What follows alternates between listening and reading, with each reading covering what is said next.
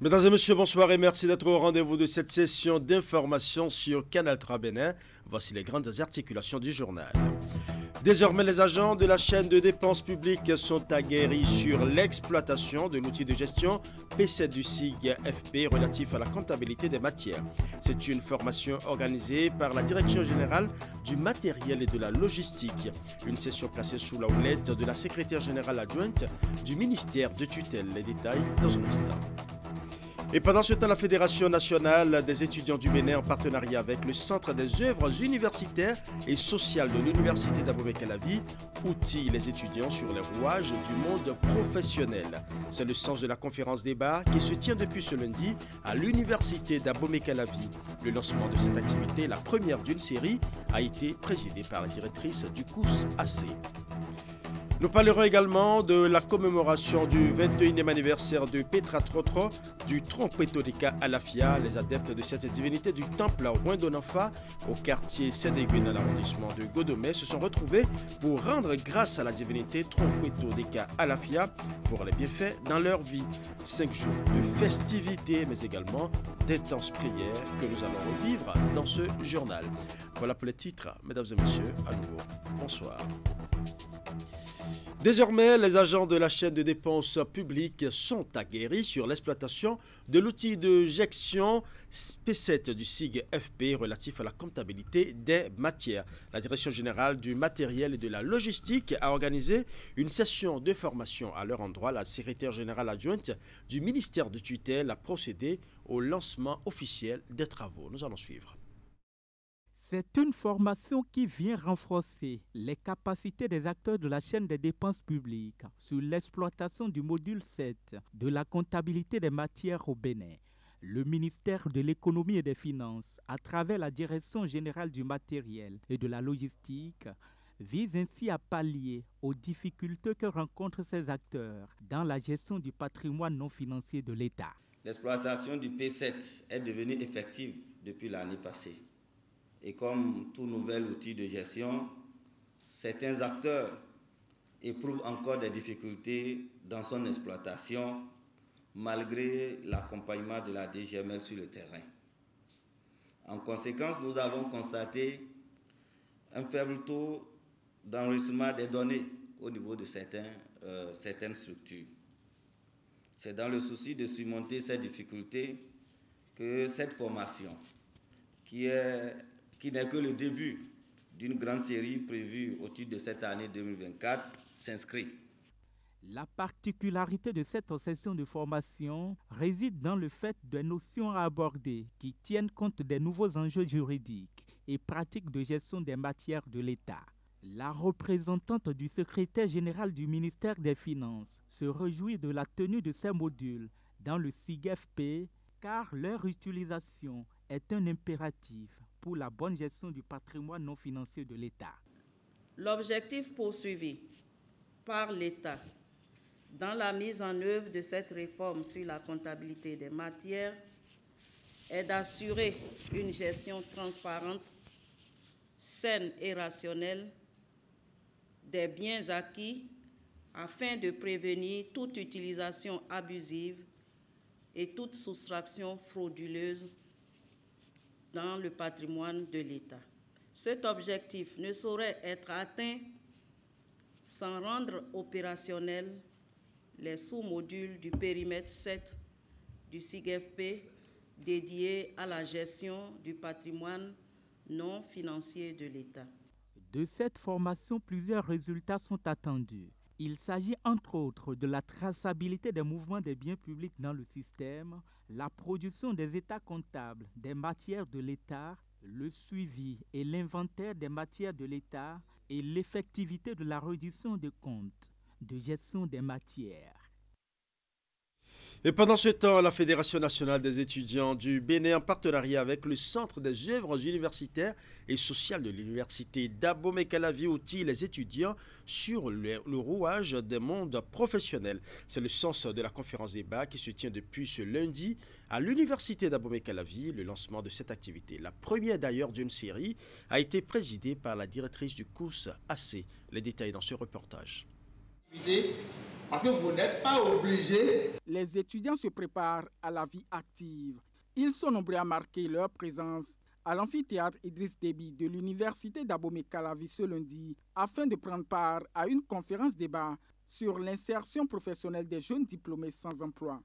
Cette activité s'inscrit dans le cadre de l'exécution du plan de travail annuel de la Fédération nationale des étudiants du Bénin. Nous sommes ici à l'université. Nous avons quitté nos chaires respectives pour venir ici. Et le souhait de nos parents qui ont investi sur nous depuis le bas âge, c'est qu'à la fin de notre formation, que nous puissions trouver quelque chose pour joindre les deux bouts.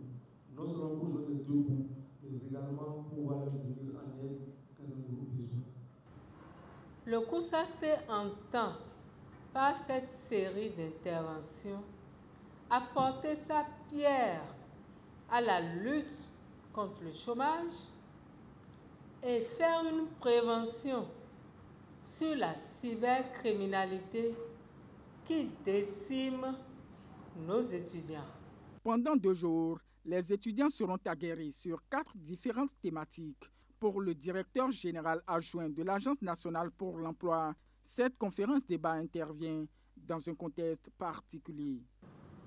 Elle est d'importance dans un contexte où le gouvernement du Bénin s'est engagé résolument dans un processus de restructuration de l'économie nationale avec un certain nombre de réformes et d'engagements qui sont mis en œuvre depuis quelques années.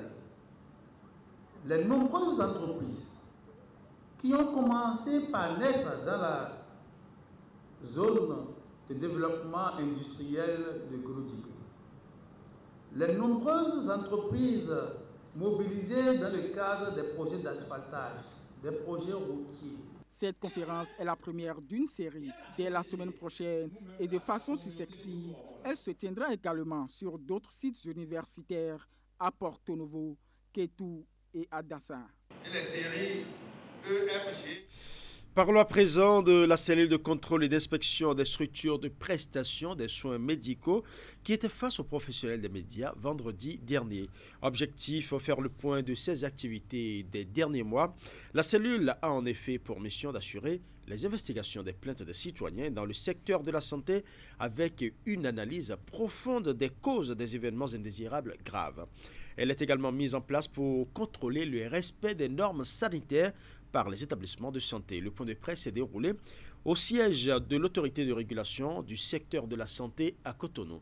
Nous allons suivre à cet effet le professeur Blaise Aivi, qui est le coordonnateur de la cellule. Suivant. Par rapport aux investigations de plaintes, depuis notre dernier point de presse, le 28 septembre 2023, nous avons investigué 29 plaintes, le plus souvent liées à des dysfonctionnements graves retentissant sur la qualité et la sécurité des soins.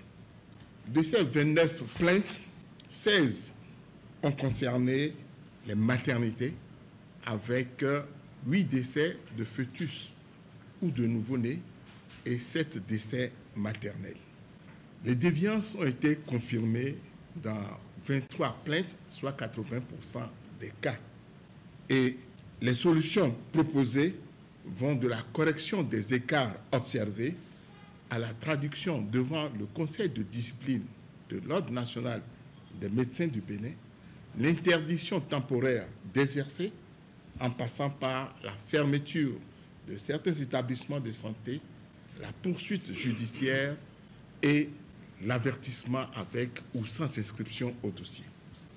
Concernant les contrôles de la cellule, ces contrôles sont assurés par les délégations départementales qui constituent les extensions de la cellule au niveau du département et des communes. Ces délégations départementales sont à pied d'œuvre.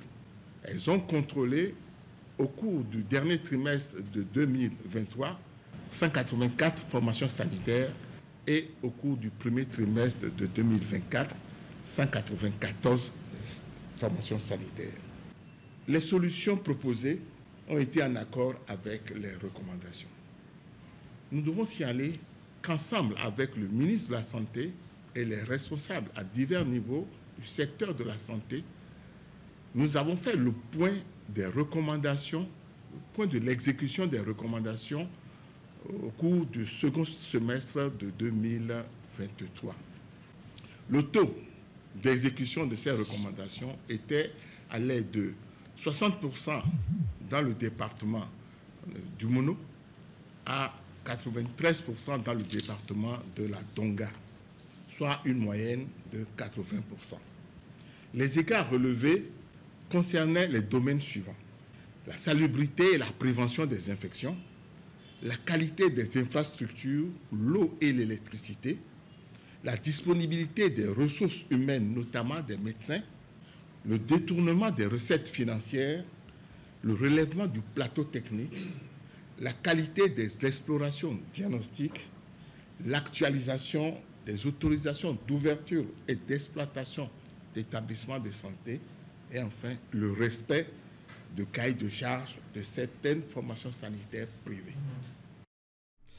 Et toujours par rapport au point des activités de la cellule de contrôle et d'inspection des structures de prestation des soins médicaux, nous allons à nouveau suivre le professeur Blaise Aïvi qui, dans la mesure de la mise en œuvre des recommandations, parle des perspectives. Nous allons suivre.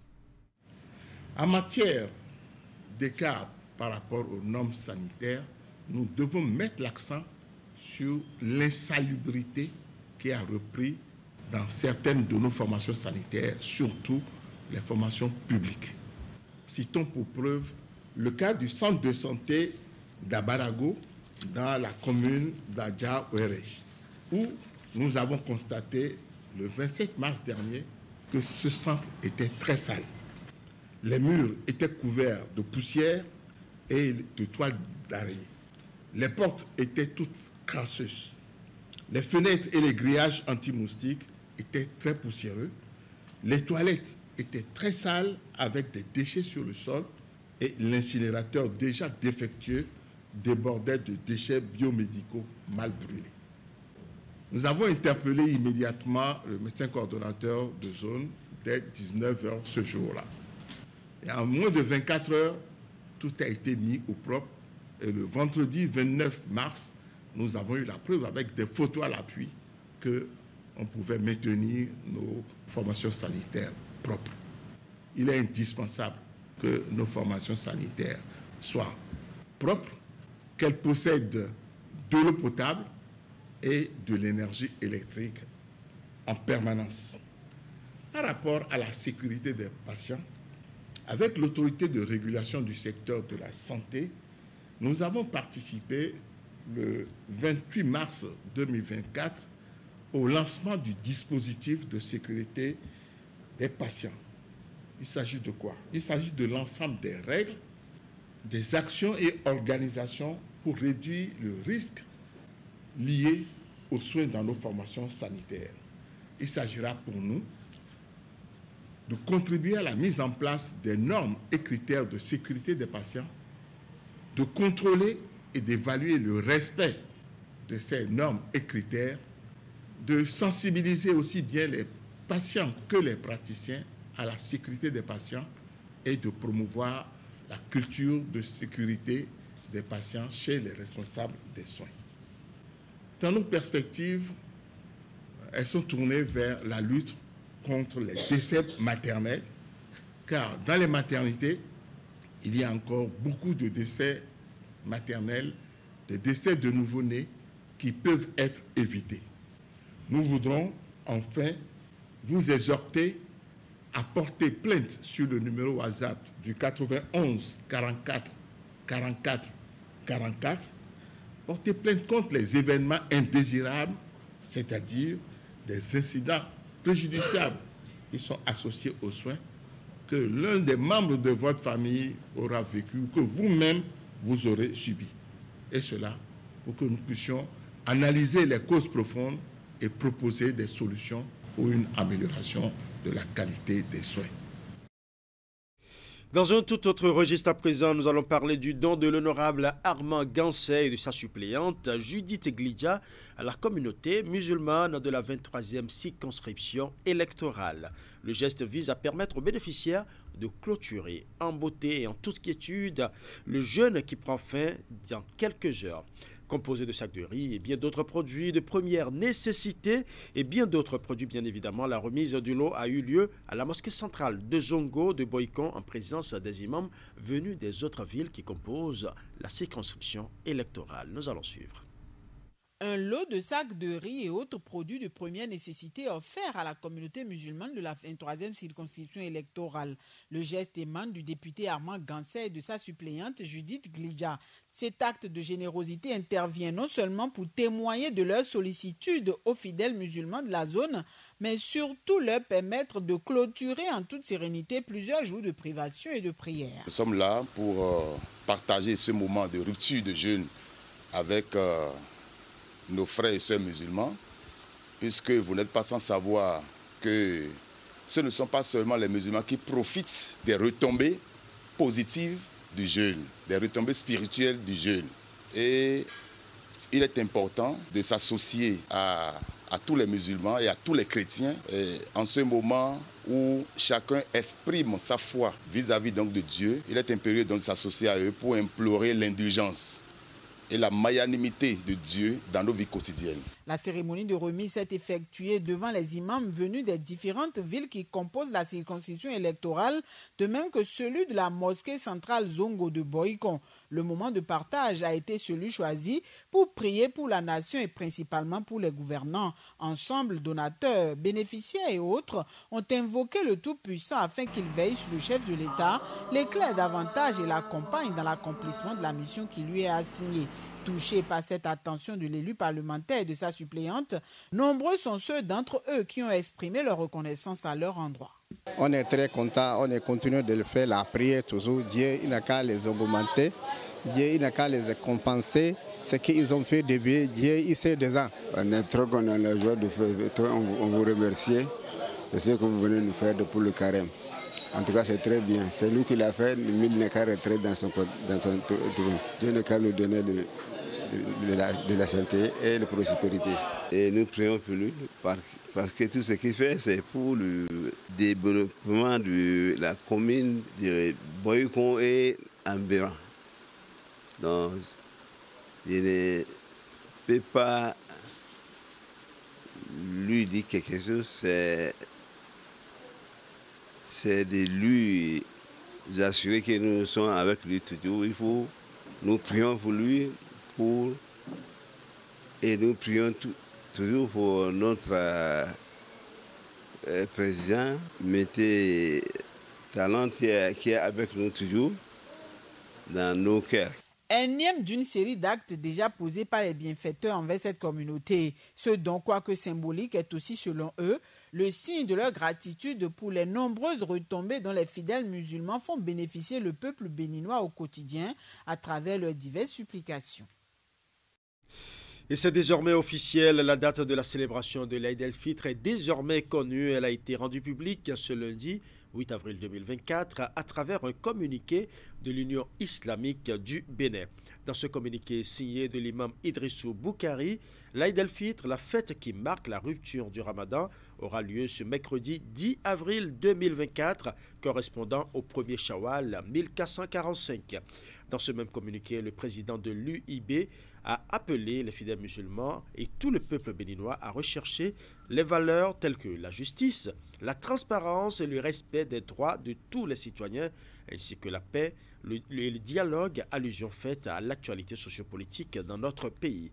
Il a ensuite souhaité une bonne fête à la communauté musulmane dans le resserrement des liens d'amour, de fraternité et de solidarité. Nous allons à présent parler de la commémoration du 21e anniversaire du Pétatrotro de Trompeto Deka à Lafia. Les adeptes de cette divinité du temple à Ouendonanfa, au quartier Sédégbé à Godomé, se sont retrouvés pour rendre grâce à la divinité Trompeto Deka à Lafia pour ses bienfaits dans leur vie. 5 jours de festivités, mais également d'intenses prières. Voici le compte rendu de Florence Bossa.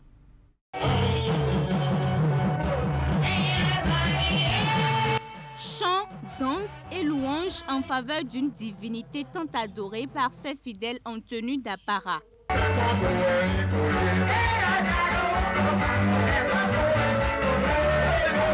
C'est le vaudou Tronkwe-Toleka Alafia qui se célèbre de fort belle manière ici par les adeptes qui lui vouent un culte exceptionnel. Une exception qui réside dans cette fête annuelle communément appelée Pétatro. Depuis que je suis monté sur le trône de mon père, vraiment, je crois à cette prière. Parce que j'ai fait tout. J'ai fait toutes les prières qu'on peut faire. Mais ces prières, j'ai vu que c'est la réalité. Parce que quand on me faisait monter sur le trône de mon père, j'ai dit je ne veux pas. Et le vieux qui est mon père, Papa Diallo, qui est dans les anciens, a dit forcément, c'est un autre qui veut faire cérémonie, mais je suis venu ici là. La personne même a fui la maison. Donc ils ont demandé, dit c'est moi qui vais rester. Que quand mon papa était là, il a dit que je suis à la porte de sa maison. J'ai salué le chef d'État du Bénin, M. Patrice Talon, que je prie beaucoup pour lui. Et ce qu'il a fait au Bénin, quand on vient, on voit que la ville du Bénin change. L'instant d'un week-end, le quartier Sédégbé, dans l'arrondissement de Godomé, est devenu la capitale du vaudou Tronkwe-Toleka Alafia, où ont convergé avec joie les adeptes venus d'un peu partout, notamment la Côte d'Ivoire, le Niger, le Ghana et le Togo. Une occasion de brassage culturel et spirituel qui a laissé entendre des messages forts et révélateurs de l'unité.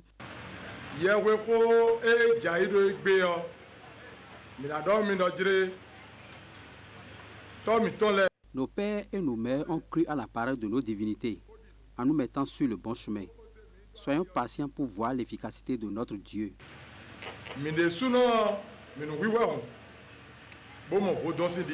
Nous venons ici, on fait la prière ici et tout le monde, et le bon Dieu, l'Esprit Troméga-Koune, les membres de nos ancêtres exaucent la prière. Nous sommes bien accueillis et tout s'est bien passé, on a bien prié, et on a rassemblé les gens.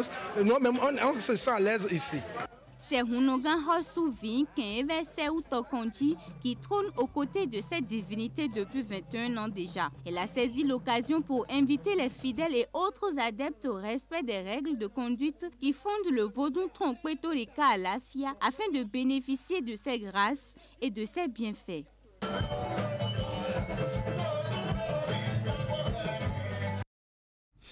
Autre volet de l'actualité nationale, la formation des mères d'enfants parrainés par Plan International Bénin. L'activité s'inscrit dans le cadre du projet Contribution au bien-être des enfants et filles depuis à Boycon.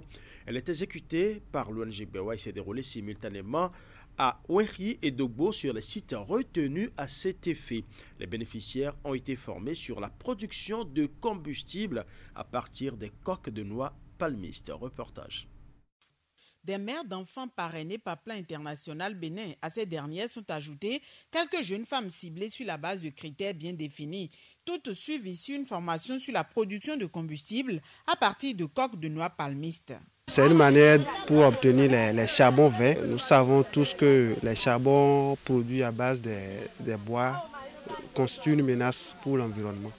Donc c'est une alternative contre la déforestation. Et les dames qui sont ici, c'est des dames par excellence qui utilisent le charbon. Je pense que ça contribuera d'une manière ou d'une autre à la réduction de l'utilisation des charbons de bois et par conséquence à la préservation de notre environnement. L'activité planifiée et exécutée par l'organisation non gouvernementale BEWA s'inscrit dans le cadre de la mise en œuvre du projet Contribution au bien-être des filles et jeunes, encore connu sous le vocable projet SPADFI 24. La formation s'est déroulée simultanément sur 2 sites identifiés, dont l'un à Ouenri et l'autre à Dogbo.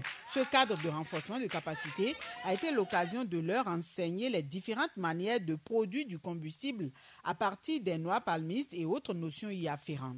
Formateur mettons les gnono me ganji bo mi wa tun din lo de ki kan flo ni mi hen mi na wuzu ajana bo enayin akan bo mi hen mi na le dana ekle mi alopa vovo na bi de enomegbon alopa tonjiwe enomegbon ekle mi premier étape nous comptons ekle mi bo le ekle mi we go atongo bon azo vovovo de no a ele ti emenu mi ro fine di on mi hen mi na le blo bona sa bon ahide de me mi na sa do le o formateur ele ti menu mi e nabi so ha nabi de nan boy hen e na no gosi zo bono ahoro mi si o e ti menu mi ni mi masi wo mo so ha mo koton fi de mi hen de mi mo fi de mi hen mi na le be yo ele ti emenu mi vovovo ni mi blo pe di on mi hen mi na blo groupement ton bonano blo boy na no gosi to gudo bono ahoro mi si ni ejuro yen ro pono hen na no blo bono le sa bono le dana do hosa. Cette formation permettra aux mères d'enfants parrainés d'être autonomes. Quand on prend le combustible, quand on fait le feu avec ça, c'est avantageux et c'est plus économique que le charbon et le bois aussi. Et ça ne pollue pas l'environnement. Pour les organisateurs, les résultats escomptés ont été atteints. Près d'une centaine de femmes ont pris part à cette formation qui a duré 3 jours. Dorénavant, elles disposent des outils et notions nécessaires pouvant leur permettre de s'assurer une autonomie financière et surtout de subvenir aux besoins de leurs foyers respectifs. Parlons culture à présent avec les fils et filles Batam-Mariba qui ont célébré ce vendredi 5 avril 2024 la 6e édition du Festival des Arts et de la Culture Tommari Faktam 2024. C'est une célébration culturelle qui met en valeur les arts et la culture de ce peuple ayant en commun la langue d'Itamari avec pour thème Kutamariku face au défi de l'extension du classement du patrimoine mondial de l'UNESCO. Cette occasion culturelle aura permis à ces hommes et femmes de se retrouver pour montrer l'importance de leur culture. Nous allons suivre. Une caravane à travers la ville de Nati Tengu avec à la clé des démonstrations folkloriques diverses et variées propres au peuple Tamari.